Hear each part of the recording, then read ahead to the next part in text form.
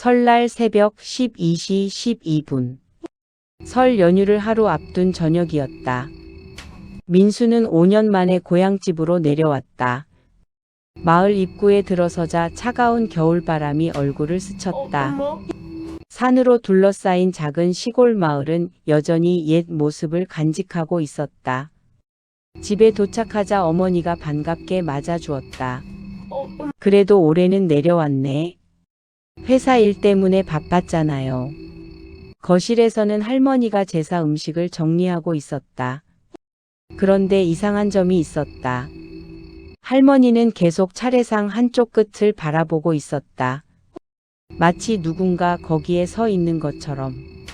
민수가 물었다. 할머니 누구 기다리세요? 순간 할머니 얼굴이 굳어졌다. 아니다. 짧게 대답한 뒤 시선을 피했다. 밤이 깊어갔다. 차례상 준비가 끝나고 가족들은 잠시 잠을 청했다. 민수는 잠이 오지 않아 거실에서 휴대폰을 보고 있었다. 시계는 밤 12시를 향하고 있었다. 12시 10분, 12시 11분, 그리고 12시 12분. 끼익. 갑자기 의자 끄는 소리가 들렸다. 민수는 깜짝 놀라 고개를 들었다. 차례상 앞. 분명 아무도 없던 자리에 백발의 노인이 앉아 있었다. 회색 두루마기. 창백한 얼굴. 핏기 하나 없는 피부. 노인은 조용히 제사상을 바라보고 있었다. 민수는 몸이 굳었다. 누구세요? 노인은 천천히 고개를 돌렸다. 그리고 입꼬리를 올렸다. 오래 기다렸다. 그 말이 끝나자마자 집안 전등이 깜빡였다. 민수는 비명을 질렀다. 가족들이 뛰어나왔다. 하지만 노인은 사라지고 없었다. 그러나 의자는 여전히 따뜻했다. 마치 방금 전까지 누군가 앉아 있었던 것처럼. 그때 할머니가 떨리는 목소리로 말했다. 올해도 왔구나. 순간 모두가 얼어붙었다. 올해도 왔구나. 민수는 할머니를 붙잡았다. 할머니, 저 사람 누군데요? 하지만 할머니는 입을 다문 채 방으로 들어가 버렸다. 다음 날. 민수는 거실 벽에 걸린 가족 사진을 보다가 소름이 돋았다. 어젯밤 노인의 얼굴이 사진 구석에 나타나 있었다. 분명 원래 없던 얼굴이었다. 민수는 부모님에게 사진을 보여줬다. 하지만 부모님도 충격에 빠졌다. 이 사람이 왜 여기 있지?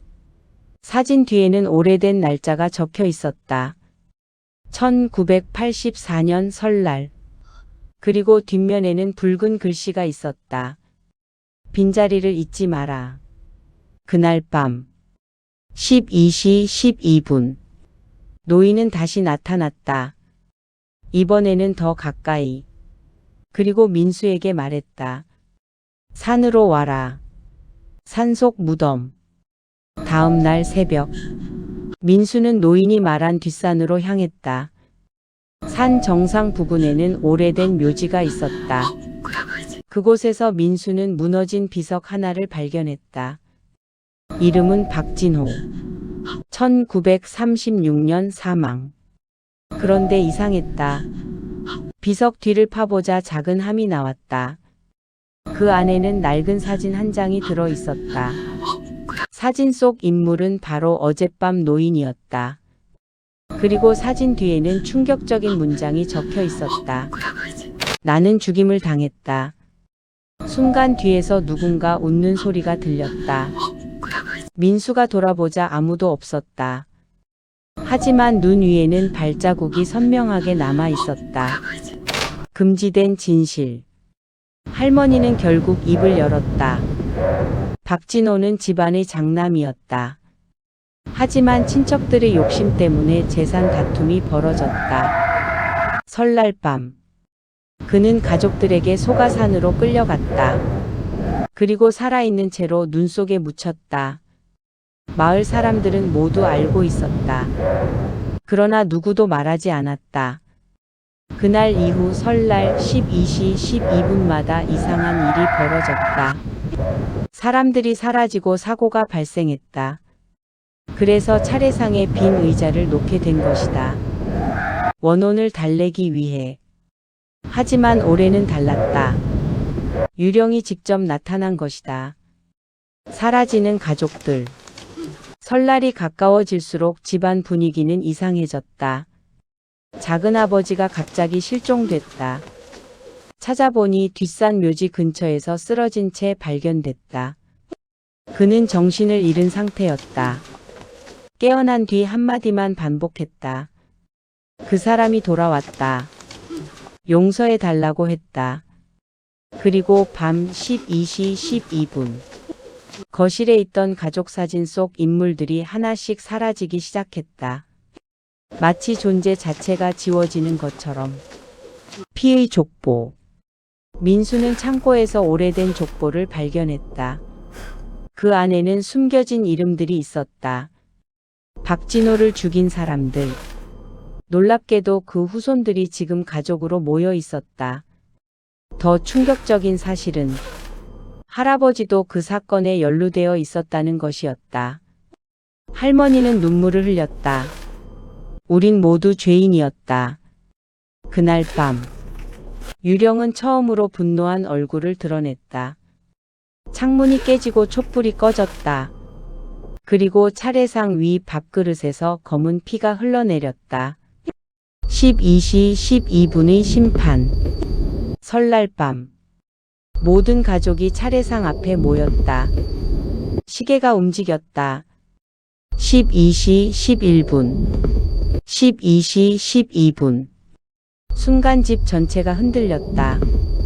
차례상 앞 빈 의자에 노인이 나타났다. 그 뒤에는 수십 명의 그림자가 서 있었다. 억울하게 죽은 영혼들이었다. 노인은 가족들을 둘러보며 말했다. 진실을 말하라. 그 순간 숨겨졌던 편지와 증거들이 바닥에 쏟아졌다. 더 이상 거짓말은 불가능했다. 마지막 설날. 할머니는 무릎을 꿇었다. 그리고 모든 죄를 고백했다. 가족들도 함께 눈물을 흘리며 사죄했다. 고맙다, 잘하면서. 12시 12분이 지나자 노인의 얼굴이 서서히 변했다. 분노가 사라지고 평온한 표정이 되었다. 고맙다, 잘하면서. 이제 집으로 간다. 그 말과 함께 노인의 몸이 눈꽃처럼 고맙다, 흩어졌다. 잘하면서. 뒤에 있던 영혼들도 함께 사라졌다. 집안은 다시 조용해졌다. 다음 날 아침.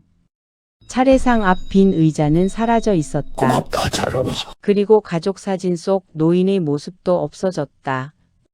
하지만 사진 아래에는 새로운 글씨가 남아 고맙다, 있었다. 잘하면서. 용서한다. 그 후 그 집에는 더 이상 유령이 나타나지 고맙다, 않았다. 잘하면서. 그러나 마을 노인들은 지금도 말한다. 설날 12시 12분. 고맙다, 제사상 앞 빈 의자에 누군가 앉아 있다면 절대 먼저 말을 걸지 말라고. 고맙다. 그 사람이 산 사람인지 죽은 사람인지 아무도 알 수 없기 때문이다. 안녕하세요. 중국 조심하세요. 가짜 경찰 조심하세요. 좋아요, 구독, 알림 주세요.